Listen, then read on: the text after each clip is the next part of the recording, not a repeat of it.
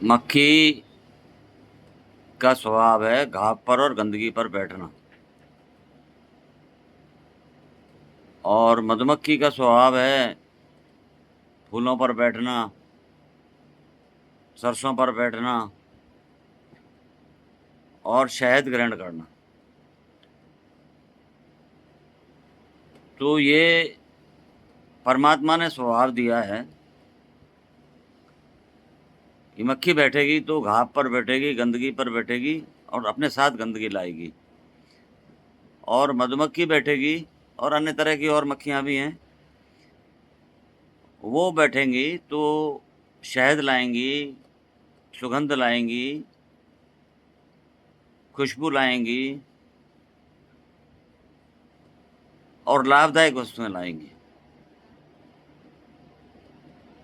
तो ये ब्रह्मांड का जो नियम है, परमात्मा का जो नियम है, शिव का जो नियम है, वो मानव योनि पर भी लागू होता है कि आप कहाँ बैठते हैं, आप कौन सी मक्खी हैं। आप अगर गंदगी के पास बैठेंगे, हम अगर गंदगी के पास बैठेंगे तो गंदगी आएगी, और अच्छाई और पुष्पों पर बैठेंगे तो शहद आएगा, खुशबू आएगी और अच्छाई आएगी। ये तय हमको करना है। ब्रह्मांड का नियम एक और एक है, एक और एक दो है, इसको कोई परिवर्तित नहीं कर सकता। एक और एक डेढ़ नहीं कर सकता, एक और एक सवा दो नहीं कर सकता। अंक जब से आया है ज्योतिष, अंक शास्त्र से पहले भी था, और सबसे बड़े जो ज्योतिषी हुए उन्होंने, पाराशर जी ने ये कहा ज्योतिष में कि आप कोई मुझे ग्रह नक्षत्र बताने की आवश्यकता नहीं है, आप मुझे जिसका भाग्य जानना है, जिसका भविष्य जानना है, उसकी संगत बता दीजिए कि वो बैठता किसके साथ है, वो मक्खी है या मधुमक्खी है, तो मैं उसका भविष्य बता दूंगा। हमारे जीवन में भी यही होता है कि हम जैसी हमारी संगत होती है वैसे हम हो जाते हैं। हर आदमी में अच्छाई बुराई दोनों होती हैं, पर हमारी संगत, हमारा वातावरण, हम किन लोगों के साथ वार्ता करते हैं, किन लोगों के साथ बैठते हैं, किन लोगों से चर्चा करते हैं, उस स्तर के हम हो जाते हैं। इसलिए गुरु गोरखनाथ जी ने और भोलेनाथ शिव ने ध्यान का मार्ग अपनाया, ध्यान, मौन, एकांत। शब्द उपद्रव कराते हैं, जितना कम बोलेगा व्यक्ति उतनी ऊर्जा संग्रहित होगी। मौन अधिक रहना चाहिए, इसीलिए जितने भी सन्यासी हैं या जितने उच्च पदों पर लोग हैं जो अच्छा कर रहे हैं, जो वैज्ञानिक हैं, जो नई नई खोज कर रहे हैं, ब्रह्मांड के नियमों के अनुसार चल रहे हैं, चाहे वो साधारण किसान क्यों ना हो या साधारण खरबपति, अरबपति, एलन मस्क क्यों ना हो, ये लोग कम बोलते हैं। ये कम बोलिए, संगत का विशेष ध्यान रखिए। जैसी आपकी संगत होती है वैसे हम हो जाते हैं। यदि हम किसी मूर्ख व्यक्ति के साथ बहस करते हैं तो पहले तो वो आपको अपने लेवल पर ले आएगा, जितना वो मूर्ख है, और उस लेवल पर जब आप आ जाते हो, उस स्तर पर जब आप आ जाते हैं, हम आ जाते हैं, उसमें वो हमको हरा देगा, क्योंकि वो तो घटिया, गंदगी, गाली, अपशब्द, हिंसा, अपराध का चैंपियन है, वो हमें हरा देगा। इसलिए मूर्ख के साथ, घटिया लोगों के साथ, छोटी सोच वाले लोगों के साथ बात ही नहीं करनी चाहिए। और मेरा तो युवा पीढ़ी से ये कहना है कि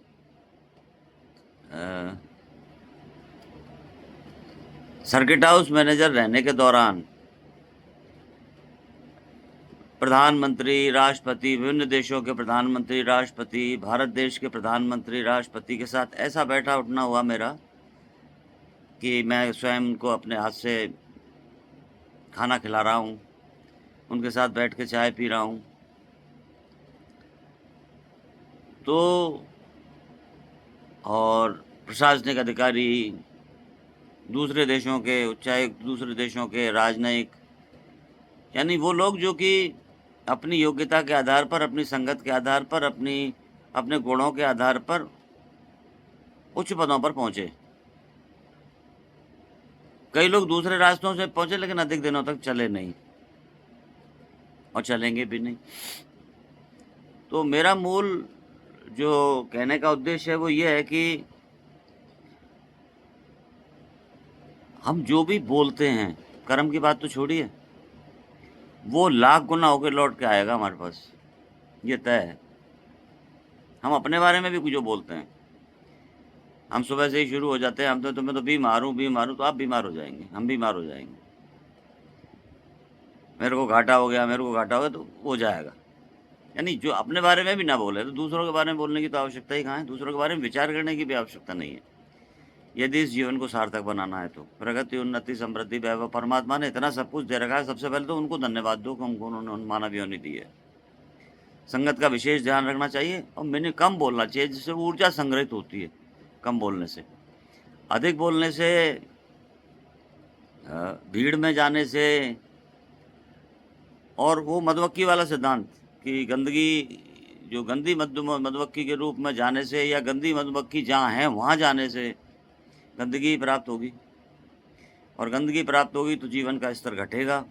जीवन का स्तर घटेगा तो निश्चित रूप से परमात्मा जो हमको देना चाहते हैं वो उसमें कटौती कर देंगे।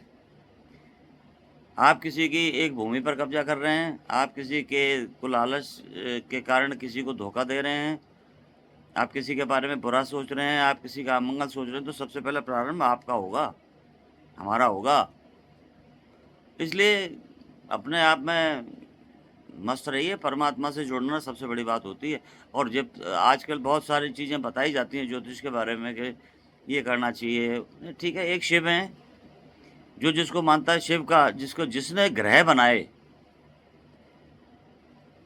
वही आपको यदि अपनी भक्ति में ले ले, हमारी शक्ति नहीं है कि हम शिव की भक्ति में चले जाएं।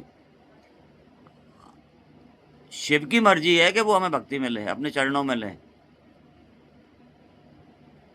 तो जिसने ग्रह बनाए हैं उसका अगर अनुग्रह है तो फिर ग्रह क्या करेंगे। ये जीवन है, हर जीवन में सुख दुख, अच्छाई बुराई, अंधकार प्रकाश,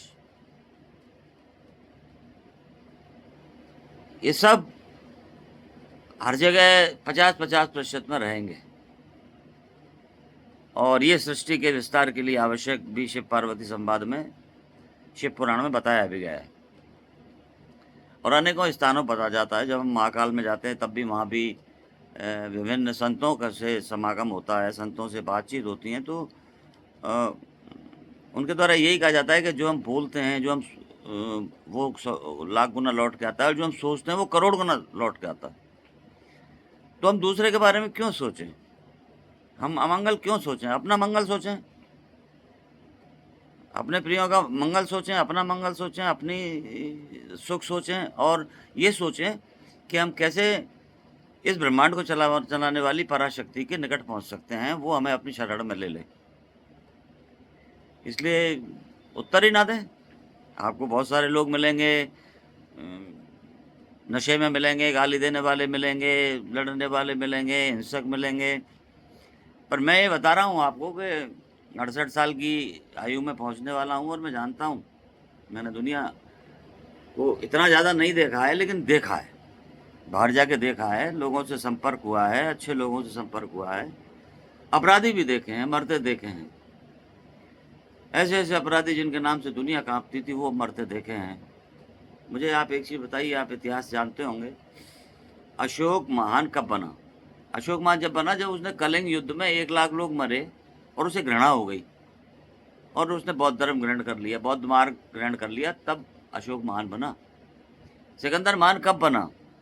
सिकंदर ने दुनिया को जीता, खून खराबा किया, हिंसा की, और जब मरने लगा तो उसने उसको छोड़ दिया, उस प्रवृत्ति को, कि वैद्य मेरे जनाजे में चलें, जिससे कि वैद्य मुझे ठीक नहीं कर पाए और मेरे दोनों हाथ खाली रखे जाएं, जिससे कि सिकंदर कुछ लेके नहीं जा रहा, यानी उसने अपनी उस प्रवृत्ति को छोड़ा। इसी प्रकार अकबर मान, अकबर जैसा शासक नहीं। अकबर मान कब हुआ? अकबर ने इस्लाम छोड़ा, कट्टरता छोड़ी और फतेहपुर सीकरी में दीन इलाही बनाया, और जिनके प्रथम जो शिष्य थे वो बीरबल थे। तो मेरा यही कहना है कि कम बोलना, अधिकाधिक मौन रहना। आप नौकरी कर रहे हैं, आप अपने काम से काम रखिए, आप अपना काम करिए, ईमानदारी के साथ काम करिए। ये तो निश्चित है कि जो आप सोचते हैं, बोलते हैं, करते हैं, इस पूरी ध्येय के माध्यम से जो कुछ भी आप करते हैं वो करोड़ों लौट के आता है। अब क्या करते हैं ये हमारी मर्जी है, आपकी मर्जी है। यही वास्तविक संन्यास है। और गीता क्या है? ओशो हमेशा कहते हैं कि अष्टावक्र गीता में भी कहा गया है, गीता क्या है? गीता संन्यास है कि सब कुछ उसको समर्पित कर दें। जो हमारे अंदर है हम बाहर ढूंढते हैं उसको, बाहर हम उसको ऊर्जा देने के लिए तीर्थों पर जाते हैं। जैसे हम महाकाल में जाते हैं तो हमें एक नई ऊर्जा प्राप्त होती है, एक नई शक्ति प्राप्त होती है, एक नई लगाव, नया लगन, नई इच्छा जागृत होती है और अधिक जानने के लिए, अपने आप को जानने के लिए। तो प्रभु साक्षात दर्शन देते हैं, प्रभु आपको बताते हैं कि यहाँ ये करना है, ये नहीं करना है। इतना सा ही तो हमको दिया है, बाकी तो जन्म उनके हाथ में, मरण उनके हाथ में। तो बीच की चीज़ें हैं, ये जो मन है ये बड़ा शैतान है, इसको घुमा दिया, लीला कर दी प्रभु ने।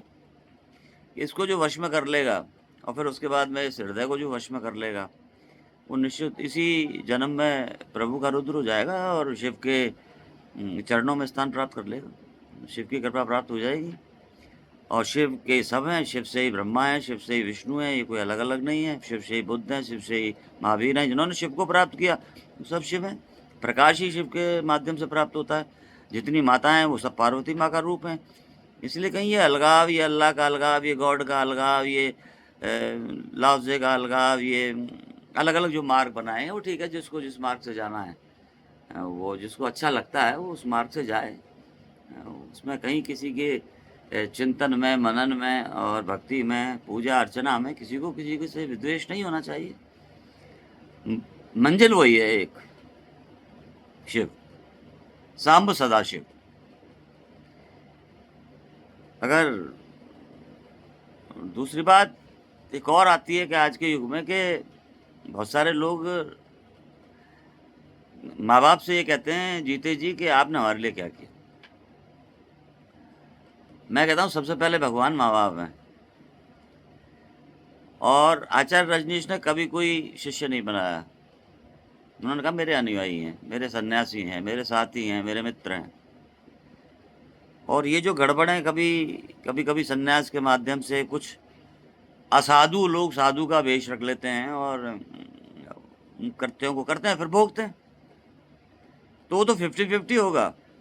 कुछ साधु के वेश में असाधु भी मिलेंगे और कुछ डाकू के वेश में साधु मिलेंगे। तो ये मनोवृत्ति है, माइंडसेट है, आपका मानसिक स्तर कहाँ सेट है, ये बहुत बड़ी चीज़ है जीवन में।